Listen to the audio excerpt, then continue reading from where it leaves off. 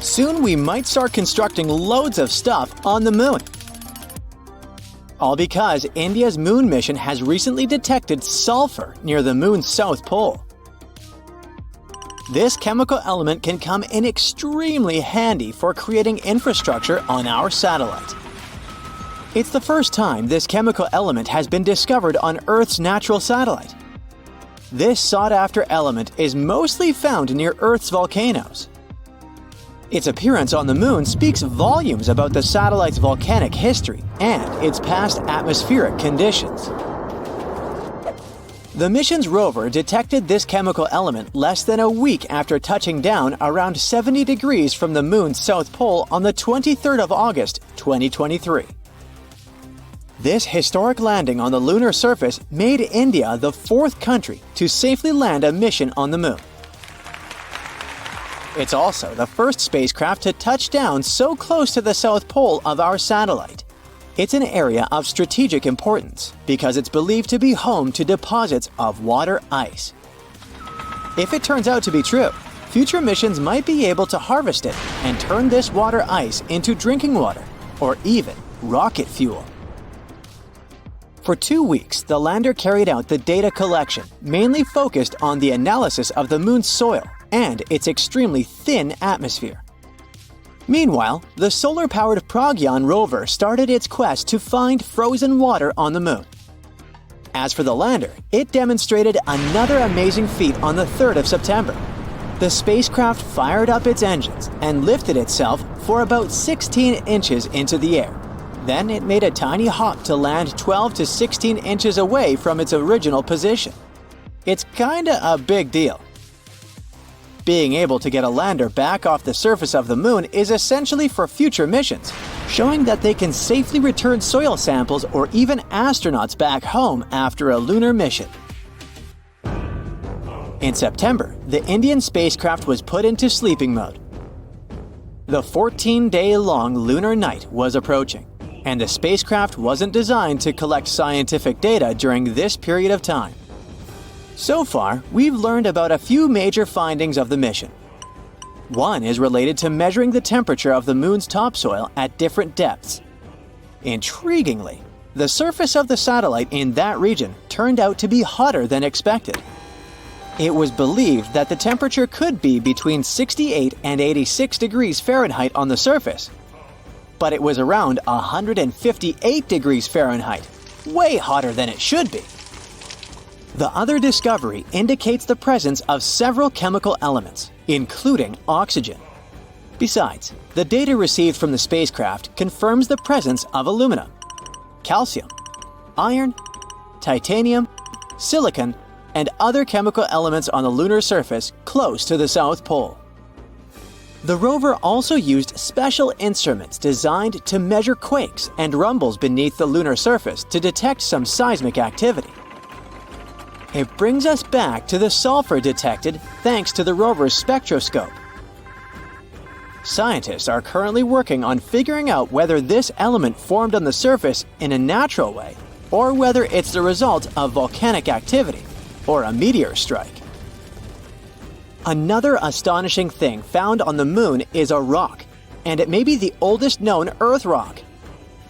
A 0.7-inch wide chip included in a large rock collection brought to our planet by Apollo astronauts might actually be a 4-billion-year-old fragment of Earth. This finding could help us paint a better picture of the intense pounding early Earth got at the dawn of its life. It could go like this. Soon after the rock formed, an asteroid impact might have blasted it from Earth. At that time, our planet's satellite was 3 times closer to Earth than it is today. The collision was so powerful that this chunk of terrestrial rock found its way to the moon. Later, this fragment got engulfed in a lunar breccia, a motley kind of rock. Eventually, the rock was brought back home to Earth by Apollo 14 astronauts. Even though scientists had found meteorites coming from Mars and the moon before, it was the first time a rock from the moon turned out to be a terrestrial meteorite. They also found out that the rock had formed in a water-rich environment at temperatures and pressures corresponding to those at around 12 miles beneath the surface of our planet. In 2019, China's Chang'e 4 mission made history by landing on the far side of the moon. The mission's rover helped researchers visualize structures hidden deep below the surface of the satellite, revealing billions of years of lunar history. The Yutu-2 rover made this discovery with the help of its lunar penetrating radar. It imaged deep into the moon's surface and listened to echoes of sound bouncing back off structures hidden from view under the surface of the moon. It turned out those structures were resting at depths of almost 1,000 feet. The research suggests that the first 130 feet under the surface are made up of layers of dust, soil, and rocks. The instruments also discovered a concealed crater that must have formed after a large object slammed into the moon's surface. Long, long ago, ancient lava was likely to be flowing deep underground. Researchers believe that the broken rocks around the formation might be debris produced by the impact. They also found that the volcanic rock layers were thinner the closer they were to the surface. Such a thickness variation of lava flows might mean a decrease in the number and magnitude of eruptions over time. So, lunar volcanic activity gradually dwindled since the moon's formation around 4.5 billion years ago. On the far side of the moon, there is one of the largest and oldest impact craters in our solar system, the South Pole Aitken Basin. Unfortunately, from Earth, you can only see its outer rim, which looks like a huge chain of mountains. It's a ginormous 8-mile deep dent, stretching for more than 1,500 miles in diameter and covering 1/4 of the moon's surface. Astronomers are sure that this crater appeared when an asteroid collided with the moon around 4 billion years ago. And now, look at this gigantic chunk of metal the size of 4 states of Connecticut. As for its weight in pounds, it's enough to say that the number contains 18 zeros. This mysterious mass is hidden about 180 miles under the moon's surface, somewhere in the middle of the South Pole Aitken Basin. It was discovered when GRAIL, which stands for NASA's Gravity Recovery and Interior Laboratory Mission, gathered data about our natural satellite. When examining this information, scientists noticed that in one place on the moon's surface, there was a weird change in gravity. After researching this phenomenon, they concluded that something mysterious was weighing down the basin floor there. So far, researchers haven't figured out the origin of the bizarre lump, but there are several theories. One of them claims that the finding is a chunk of dense oxide, which appeared when the moon was just taking its shape. At that time, the satellite was still covered with ancient oceans of magma, and the lump could be formed at the final stages of its cooling. However, most scientists support another theory, according to which the puzzling mass is part of the giant asteroid that once created the South Pole Aitken Basin. Since the thing is metallic, it's probably the iron-nickel core of the asteroid. There might be a labyrinth of lava tubes on the moon. Not so long ago, astronomers received the results of underground topography and discovered a massive cave under the surface of Earth's satellite. It could be the result of the lunar volcanic activity that happened more than 3 billion years ago. Streams of lava hardened, creating a thick, hard crust on the outside. But inside, it kept flowing, melting the rock and creating tunnels and caves. Numerous small pits in the moon's surface discovered by NASA seem to be the openings to such lava tubes. If this theory is confirmed, the underground tunnels might serve not only as a convenient location for human-crewed space missions, but also as much-needed water sources for astronauts.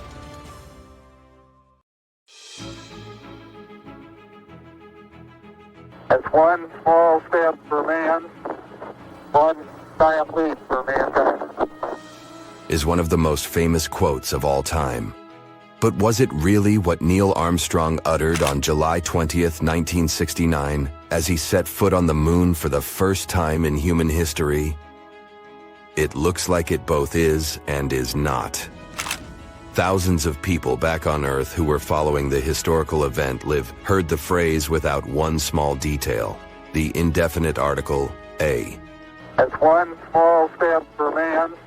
Step for man. There's no such thing as small details when it comes to grammar, and the absence of A slightly changed the meaning of the whole sentence, since man and mankind became synonyms in that case. It basically meant, that's one small step for mankind, one giant leap for mankind. Neil Armstrong himself told the press after the Apollo 11 mission that there definitely was an A there, but people just didn't hear it.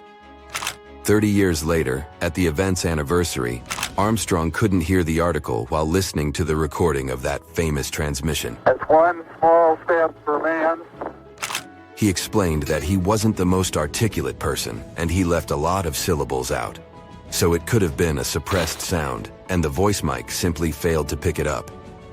But he insisted that A had been intended, as without it, the statement wouldn't have made sense. In 2006, a computer programmer backed up Armstrong's words with some digital magic. That's one small step for man. He ran the audio through some software that singles out nerve impulses and saw it in the graphic form of sound waves. It became obvious that there was a 35 millisecond long bump of sound between 4 and man. It was too brief for other humans to hear, but Neil clearly did leave room for an A. Several years later, Ohio State University studied the speaking patterns of Central Ohioans, like the first man on the moon, and noticed that they often leave out words like for and A. In a BBC documentary, Armstrong's younger brother Dean mentioned that he had seen the quote written on a piece of paper months before the mission. Whether it really happened or not remains a mystery because he had never mentioned it before the documentary. Like with many famous quotes, people tried to find some symbolism behind Armstrong's words. One of his biographers suggested that the quote was inspired by the astronaut's love for J.R.R. Tolkien's books. There was a similar line in The Hobbit. Not a great leap for a man, but a leap in the dark. He found that connection because Armstrong had a Tolkien-themed email address in the 90s, and after retiring from NASA, moved with his family to a farm dubbed Rivendell. It was also the name of a valley and the home of Elrond, the half-human, half-elf from Lord of the Rings. Armstrong himself denied that connection since he hadn't read any of Tolkien's books before going on the Apollo 11 mission to the moon. Others believe the quote was based on the NASA memo.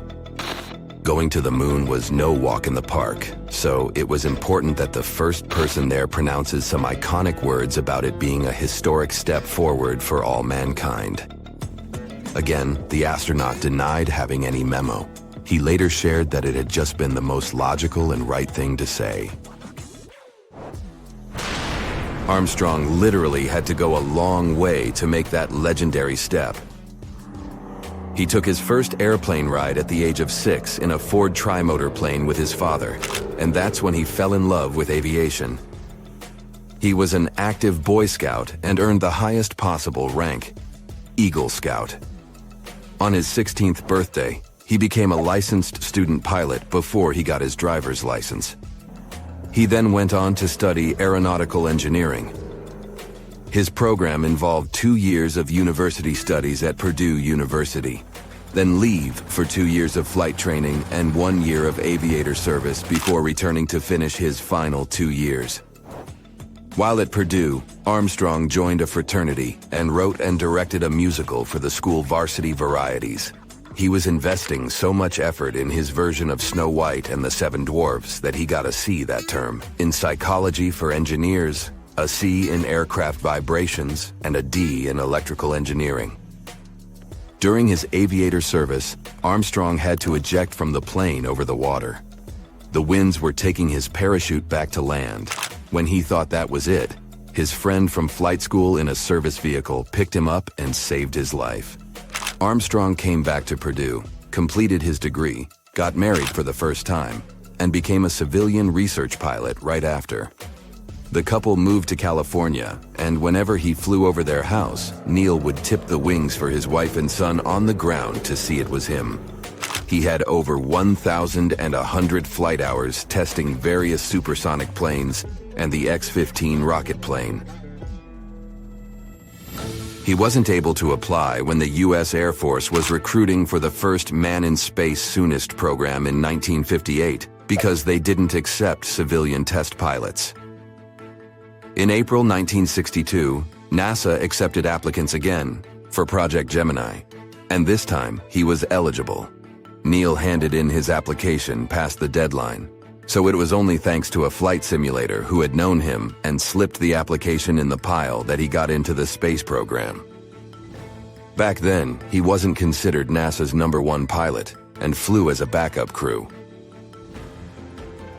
In 1966, Armstrong became the first American civilian in space, and together with David Scott, pulled off the first manual space docking maneuver. And that's where things have gone wrong. After docking, a rocket thruster had a meltdown and the spacecraft started spinning uncontrollably.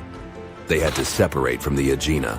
Armstrong took back control of the Gemini spacecraft, and they managed to perform an epic emergency splashdown in the Pacific Ocean. Then, it was time to choose who was going to become the first human on the moon. It had to be a civilian, and the decision-makers at NASA chose Armstrong for that honor. Some people believed it was because he had a likable personality, quiet confidence, and was working hard on the way to the stars, literally. To prepare the astronauts for landing the lunar module and the reduced gravity they'd experience, NASA ordered practice vehicles to be built. In early May 1968, at just 98 feet above the ground, Armstrong's vehicle started rolling without control. He had to act quickly and eject to save himself. Later analysis proved that if he had done it just half a second later, that would have been his final moments. On July 16, 1969, Armstrong, along with other members of the mission, took off for the moon. NASA built the Saturn V, the most powerful rocket that had ever flown successfully, to take them there. It was as tall as a 36-story building. 4 days later, they reached their goal. After spending 21 hours and 36 minutes there, leaving their footprints, which are still visible on the moon's surface, collecting surface samples, taking photos, and testing scientific instruments, and headed back to Earth. Armstrong didn't enjoy public attention that much, so he decided to take up a teaching career. He became famous worldwide, but he still had to work hard to defend his master's thesis at the University of Southern California. He then retired from NASA and moved back to Ohio with his family, where he would teach for the following 8 years. He didn't cut the connections with NASA altogether and worked with them on several commissions, helping the investigations into both the Apollo 13 malfunction and the tragic Challenger space shuttle incident. In 1985, Armstrong journeyed to the North Pole with a group of fellow explorers. It made perfect sense that he wanted to see it not only from space, but from the ground level. For his giant leap for mankind, Armstrong was awarded the Presidential Medal of Freedom, the Congressional Space Medal of Honor, and the Congressional Gold Medal. Under your feet, the moon is pulsing. You feel danger with every pore of your body. The lifeless satellite, or so you thought, stays still for a second before knocking you down to the ground with a powerful tremor. Is it a moonquake? For years, scientists believed the moon was completely inactive, but the newest evidence seems to suggest that this idea is totally wrong. Researchers from the University of Maryland have recently discovered 266 mysterious ridges on the far side of the moon. And these ridges likely point to recent geological activity. So, are we really talking moonquakes? Well, kind of. The ridges are located in volcanic regions that formed 3.2 to 3.6 billion years ago, but they appear much younger than expected. typically found in clusters of 10 to 40. They're often located in areas where the moon's surface is structurally weaker. Now, when astronomers speak about recent, don't take their words literally. They don't mean last year or even decade. Most models scientists created suggested that the moon's geological activity ended 2.5 to 3 billion years ago. But the new information hints at the possibility that these formations have been active within the last billion years. Some of the smaller ridges seem to have formed as recently as 200 million years ago, and that is considered relatively young on the moon's timescale. It means that the moon may still be experiencing geological changes today. These discoveries kinda challenge our understanding of the moon's history and evolution. But how did scientists come to these conclusions anyway? Researchers from the University of Maryland and the Smithsonian Institution used crater counting to estimate the age of lunar ridges. It works like this. Surfaces with fewer craters are younger, and the more craters some region has, the older it is. Plus, the analysis showed that some ridges cut through already existing craters, meaning they likely formed around 160 million years ago. In geological terms, this is very recent, suggesting that these ridge-forming processes may still be happening. Another cool thing is that the ridges on both the near and far sides of the moon are similar, which means they may have formed through the same geological processes, having been shaped by the same forces. These forces might include the moon's gradual shrinking, thermal contraction, and shifts in its orbit. We'll talk about it a bit later. Another argument supporting the idea of a still active moon is decades-old data from the Apollo missions. They had already detected shallow moonquakes with the Apollo Lunar Seismic Experiment, recording 28 quakes ranging from magnitude 1.5 to 5. Researchers believe that these ridges may be linked to similar seismic activity. Now, about that bizarre shrinking of our natural satellite. Scientists believe the moon formed about 4.5 billion years ago when a Mars-sized object collided with early Earth. This catastrophic impact likely sent bunches of superheated material into space. Eventually, they came together and formed the moon. In its early years, the moon was just a molten world, shaking from intense volcanic and seismic activity. So, the moon used to be a molten mess floating through space. But when did it actually solidify? Scientists have finally figured it out, 4.43 billion years ago. This was a huge turning point, not just for the moon, but for Earth too. After all, the giant impact that formed the moon might have also been the final blow that made Earth stable enough to support life. In any case, billions of years passed. The moon gradually cooled and contracted. And now look at this modern-day rocky sphere illuminating our nights. But the moon isn't completely rigid yet. It still keeps cooling. And this slow cooling of its core might be one possible reason for the moon's continued activity. As it cools, the moon's interior contracts, which leads to cracks and shifts in the crust. One of the clearest signs of this contraction is found in the lunar maria. See these large, dark patches on the moon? Those are called maria, areas formed when lava filled ancient asteroid impact craters and then solidified.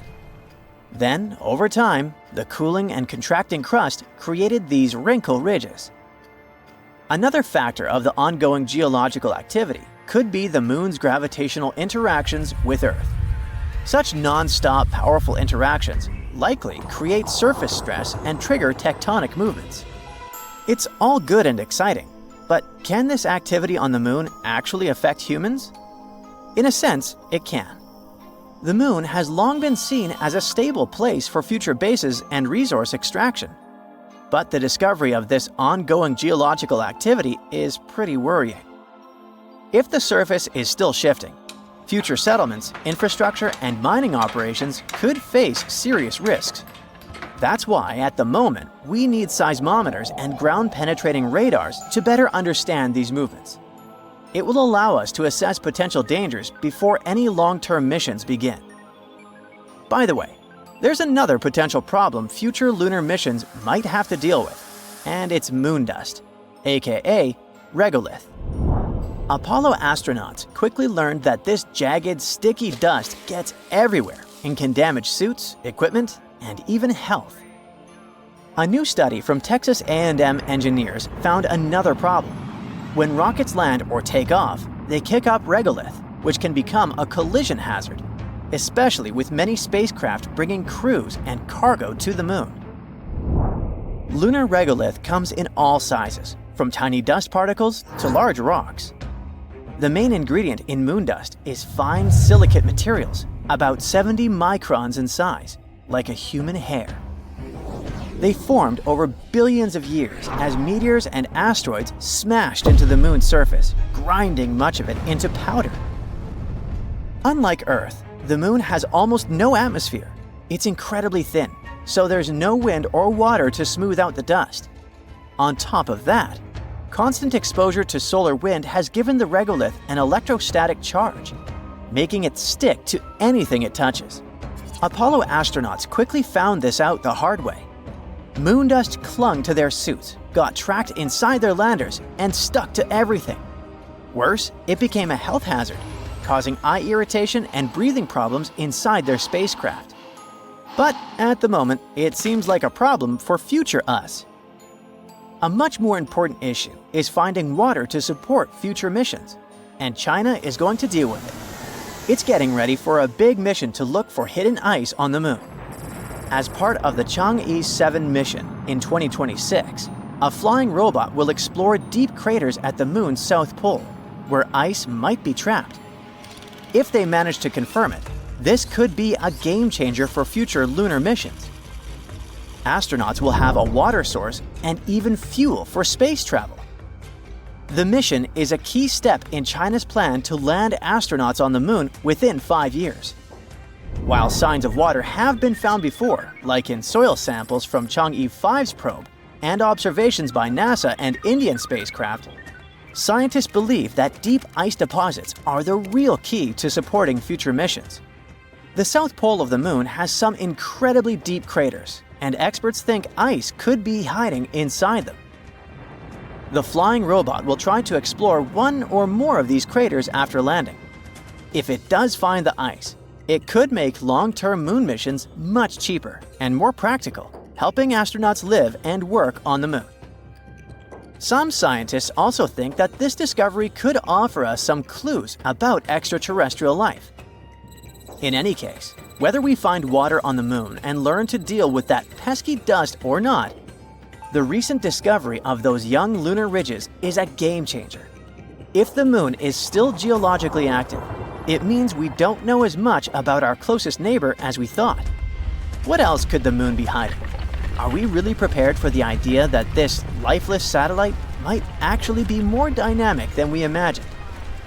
Future missions, which might not be as safe as we once believed, will probably show. Our moon exploration project started out in 1969. Sure, there have been some problems along the way, but astronomers are certain we'll get back up there pretty soon and with better knowledge and technology. However, there's an 800-year-old trick that might become way more useful than fancy GPS tech and powerful rockets. It's called the Fibonacci sphere. Some scientists at a Hungarian university stumbled upon this idea while studying the moon. They believe it might be useful to better understand how the moon spins and how it's a bit squished while it goes around Earth. You might believe that our planet and its satellite are these perfect little spheres floating in space. Well, that's not true. They are in fact like slightly deflated soccer balls because of all the gravity, rotating movements, and tides. The GPS technology we use here on Earth is already adapted to these less than perfect ball proportions. Remember, our planet is a bit flattened at its poles. If we're going to make a map system for the moon, we need to do the same for its shape, called a solenoid, or what scientists call the moon's version of our Earth's shape. Since the moon is less compressed than our planet, scientists have been taking a shortcut until now. They've been looking at our satellite as a simple ball shape. However, with all these new projects coming up in the following decades and even some exciting trips we might end up having on the moon, we need to be more precise. scientists now believe we should get the real data and start drawing an accurate picture of the moon. Here's where the Fibonacci sphere comes in handy. It's a clever solution that's been used by mathematicians to spread points out evenly on a ball. Scientists recently used it to map around 100,000 spots on the moon using data previously collected by NASA. And what they found was crucial for our understanding of the moon's shape. For instance, we now know that our satellite's poles are about 0.3 miles closer to the center compared to the moon's equator. Sure, it might seem like a tiny detail, but if we adjust our GPS software accordingly before we land on the moon again, it might save us from getting lost up there. This level of math hasn't been done since the 60s for the moon, but we already know it works wonders here, at home, so it only makes scientists better prepared for future missions. This isn't the first time people have used Fibonacci's findings to come up with clever solutions. We've also seen it put to work in finance, agriculture, and in computer science. Let's see where it all came from. Legend has it that the Italian mathematician Fibonacci wasn't really that interested in mathematical sequences at first, but rather in rabbits? So, he came up with this interesting puzzle. What happens if you place a pair of rabbits in a certain space for a year? He also set some theoretical rules. For starters, all those bunnies come in boy-girl pairs, and they can start reproducing after just a month. Each month, each bunny pair adds one more pair of bunny offspring. The last rule was that all bunnies would be invincible for the year. Doing the math, he got this series of numbers. 1, 1, 2, 3, 5, 8, and so on. If you look at this series again, you'll notice that every number is the sum of the two before it. The first two, that's your starting bunny pair.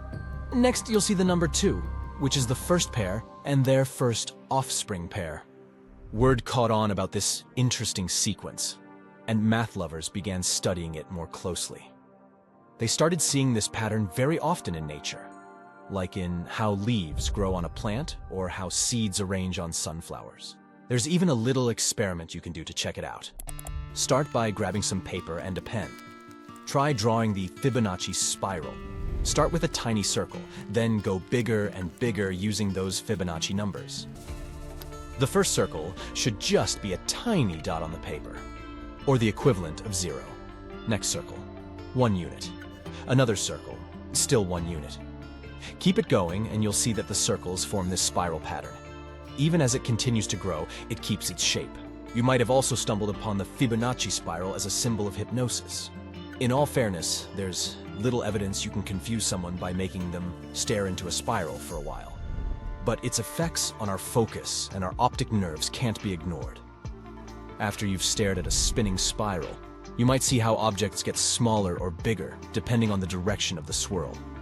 It's easy to understand why some experience this sensation as hypnotizing.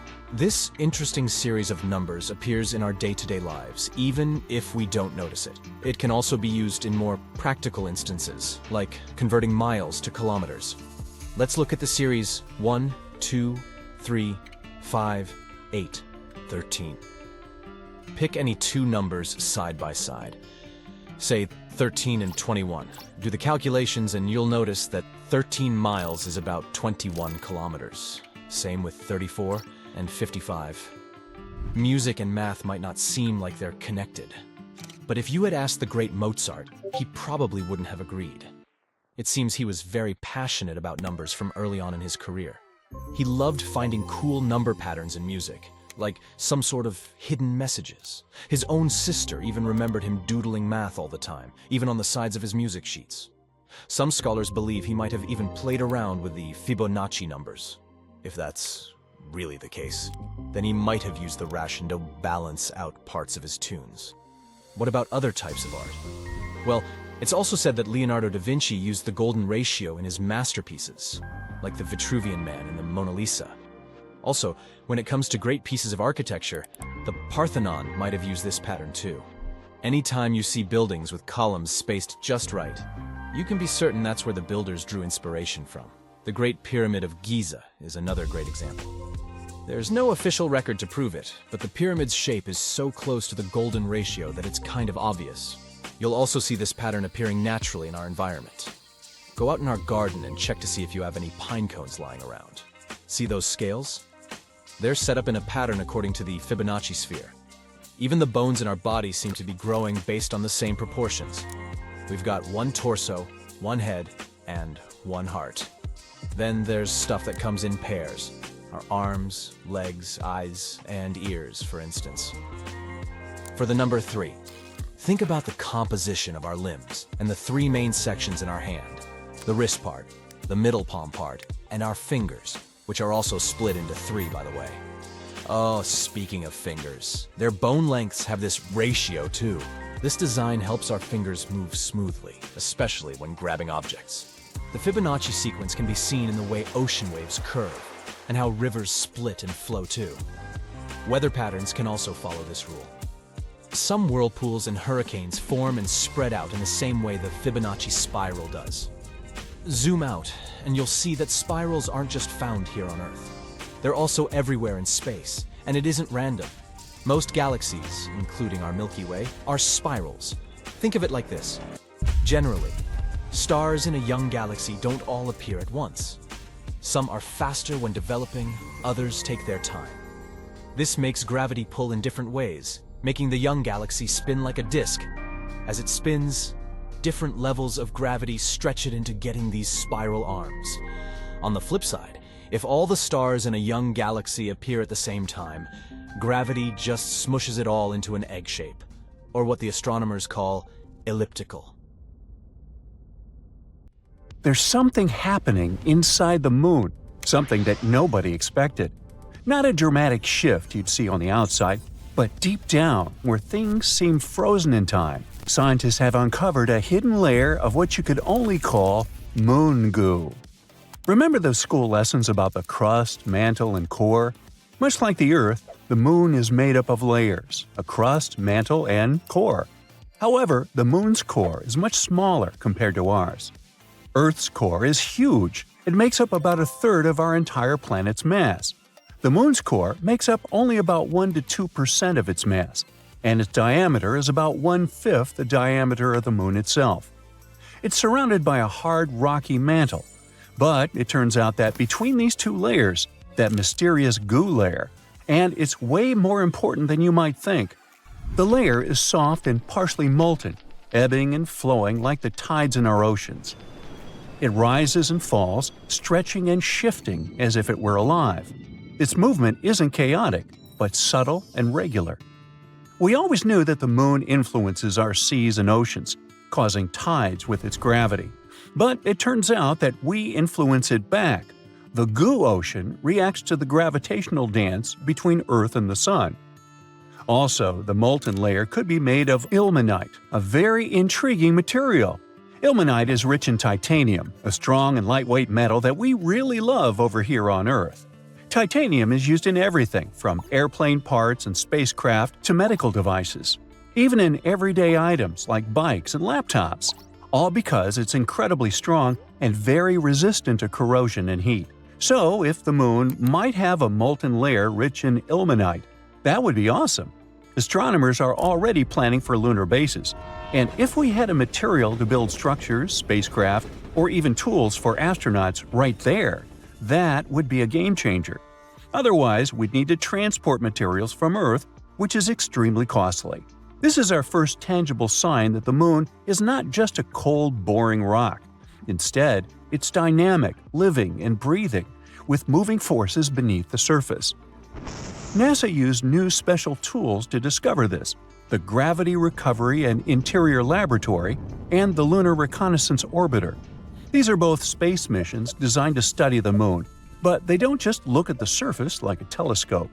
Instead, they help measure things we can't see with our eyes, like the moon's gravity and how it changes over time.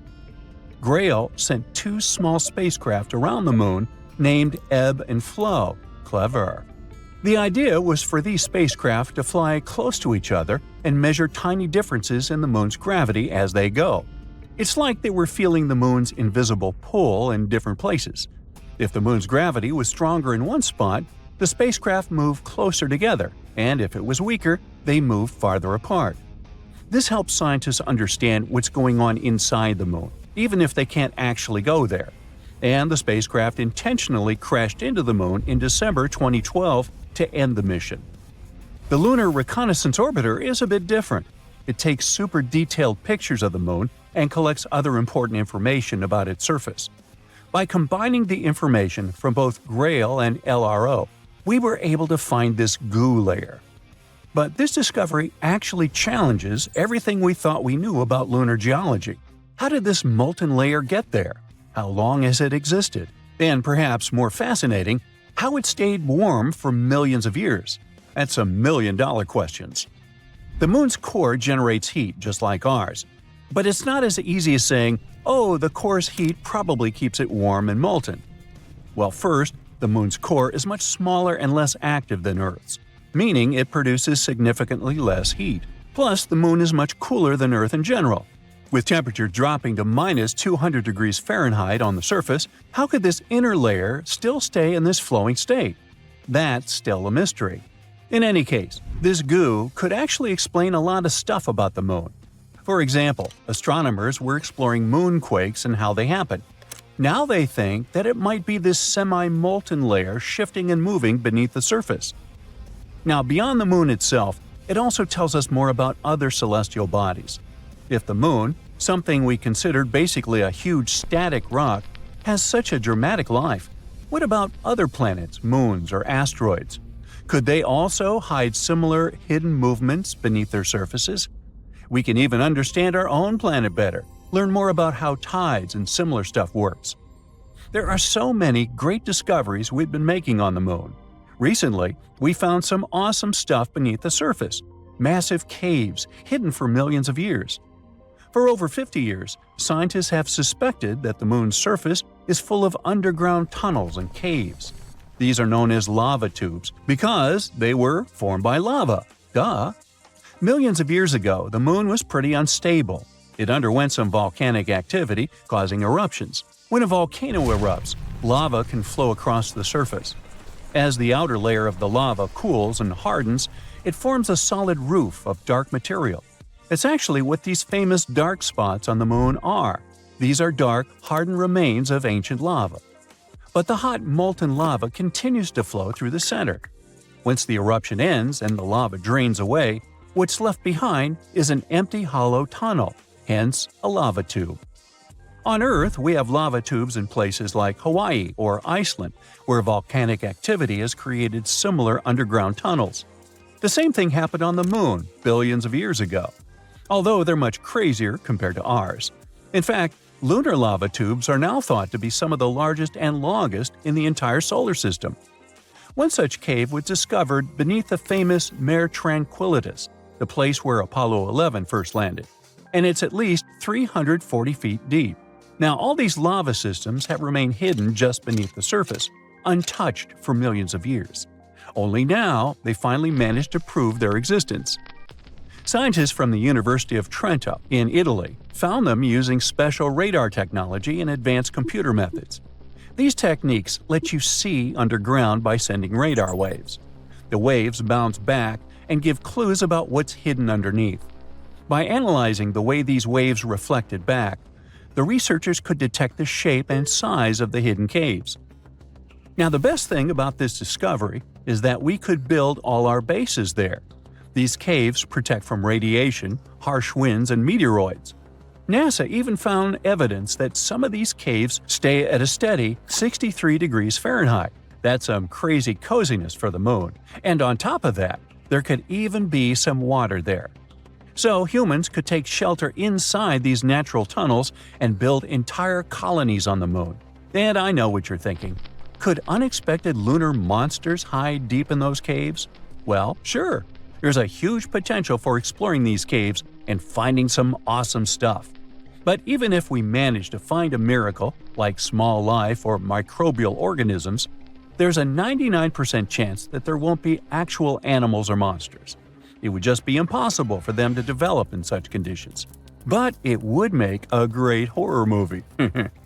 Researchers want to send robots or drones to explore the tunnels first, and then see if they're safe enough for humans. And it's not just the US getting in on the action.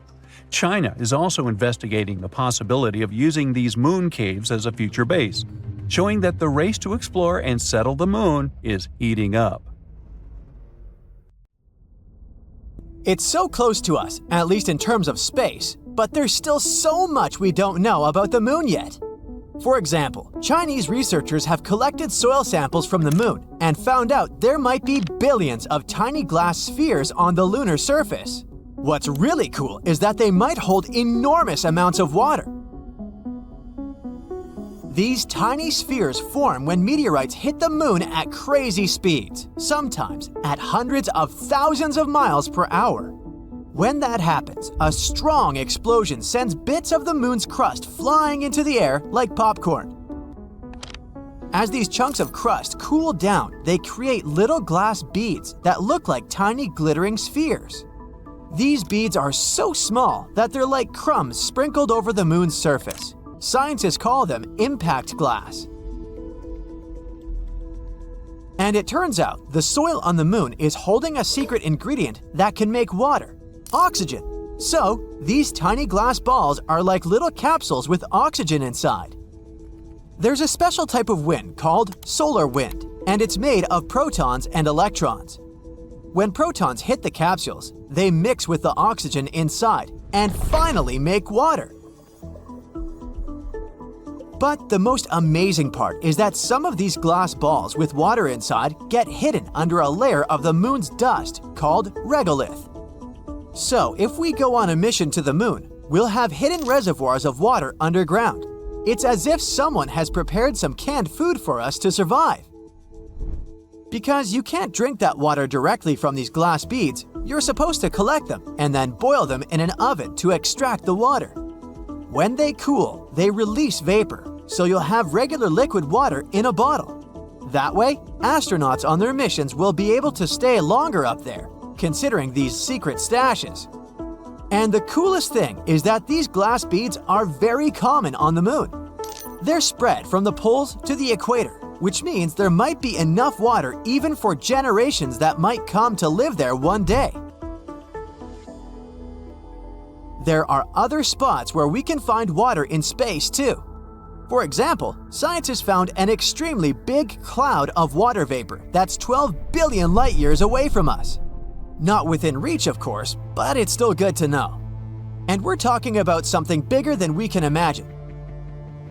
It's thought the cloud contains at least 140 trillion times the amount of water in all the oceans and seas on our home planet. Imagine swimming or scuba diving there. It's like taking a dip in a giant water balloon that's traveling through space. I mean, you wouldn't have a way out considering the amount of water in there, but hey, at least the view would be magnificent. Water is actually everywhere across our solar system. It's mostly in the shape of atmospheric gas or ice, and sometimes even in its liquid form. And there are probably many water worlds in our galaxy too.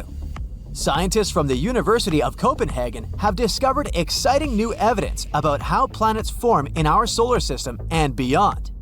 Their computer models have confirmed the interesting theory of pebble accretion, which means that planets form from tiny pieces of ice and dust. This theory is based on the observation of disks around young stars that are made up of pebbles that come in several hundred Earth masses. As these pebbles collide and clump together, they form protoplanets and, eventually, planets. What's even more exciting is water could be an important ingredient in this planet's making. It also means that the water may not have come to Earth by chance, for instance, via icy comets hitting our home planet. Instead, maybe it was there from the very beginning. Perhaps planets in our neighborhood, like Mars and Venus, formed with water as well. Scientists also say we shouldn't assume we're a special case just because we have water. There could be many planets all over our Milky Way galaxy as big as Earth that have water too. That means there could be many worlds in our galaxy with continents and oceans, which could also mean there is a great deal of life out there waiting to be discovered. But just because there's water somewhere, it doesn't mean that place would be a good spot for an interstellar summer vacation for future generations. Water on many planets is probably embedded in rock or fills underground oceans. Researchers have checked more than 40 exoplanets we know about. They're all smaller than Neptune and located around something we call red dwarf stars. These make up 80% of all stars we're familiar with in our galaxy. They're cooler than our Sun and also the smallest type of hydrogen-burning stars. And there could be more planets with enormous amounts of water than we thought. Plus, this water can take up to half of the total mass of these planets. Scientists know this because they've been studying the density of these exoplanets. They have realized they're too light to be made entirely out of rock. I've mentioned Venus before. Today, it's a hot, rocky planet a bit smaller than Earth, with a dry atmosphere and only some traces of water vapor. It's also very poor in oxygen. But in its early stages, the planet may have been a completely different world with liquid water and even clouds, which means it's possible there used to be life. What if Venus used to be similar to Earth, with oceans and moderate temperatures? It would be great if it stayed that way, because these seem like good conditions to develop life, so we'd probably be writing letters to some of our space friends from there, or visiting them already. But the scenario went in a different direction for Venus about 700 million years ago or so. The planet got so hot it lost all of its oxygen. That's why it wasn't able to form liquid water on its surface. Instead, it developed a thick atmosphere made up of carbon dioxide, which made this world even hotter than Mercury, even though it's twice as far from the Sun. Even icy comets pelting it couldn't bring water back to its surface. We can't do it either in some artificial way. It would be like trying to grow a delicate flower in a desert. No matter how much you water it, if the conditions are too dry and harsh, the flower won't survive. But some people thought the water in the atmosphere of our close neighbor could be enough for developing life. Plus, scientists have discovered there is a compound called phosphine that's often associated with living organisms on Earth. Maybe in the past this was enough. Today, the amount of water on Venus is so small, even our toughest microbes that are extremely tolerant to droughts wouldn't be able to stay alive there. Phosphine is still a cool discovery worth investigating, but not something that tells us there could be life on Venus. Jupiter might be a more likely option for that. The Galileo probe flew through the atmosphere of this magnificent gas giant to measure the temperature and water activity. It found out there was enough water for life to exist in the planet's clouds, but sadly, there are not enough nutrients there. Plus, there's too much ultraviolet radiation, so most organisms wouldn't actually be able to survive there. And everyone knows Europa, one of Jupiter's moons. It's that very place in our solar system that has the biggest chances to support life. Its icy crust probably hides an ocean underneath. And because of Jupiter's gravity that affects Europa, the ocean is not frozen, but remains liquid. The ocean might be warm under that icy crust, probably thanks to hydrothermal vents. Enceladus, one of Saturn's moons, probably has even higher chances to host life than Europa. And it's one of the best candidates to have a beautiful, warm, and salty ocean beneath the surface. It has the coolest ice geysers that catapult into space about 1,000 tons of water every hour, together with salt, organic molecules, and some other materials.